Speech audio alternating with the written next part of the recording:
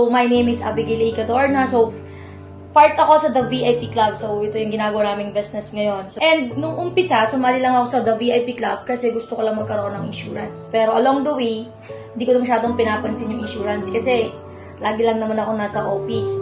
So, pero sa hindi inaasahang pangyayari, di ba? Isang araw, na-aksidente ako. Pagtapos namin kumain, na-aksidente ako.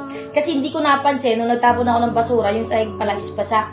So, naapakan ko yun, nadulas ako. So, tumama yung ulo ko sa hagdan.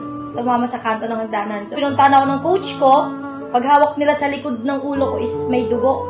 Diba? Ang dami ko nang naiisip at that time ng mga negative thoughts. Kasi, syempre, takot na ako at that time eh. Mawag agad sila ng tulong ng ambulance. So, dinala ako sa ospital. Pagkagaling ko sa ospital, chinek up ako. Yun nga, tinahi yung ulo ko ng 5 stitches, 5 tahi siya. So, niresetahan ako ng doktor. Nagpapasalamat talaga ako kasi, di ba, doon ko lang naalala na insured ako. Hindi ko kailangan isipin kung saan ko kukunin yung pera kasi alam ko maibabalik sa akin. So thank you, The VIP Club. Thank you, OVI, dahil nandyan kayo sa mga panahong nangangailangan ako. In everything we do, we think of you.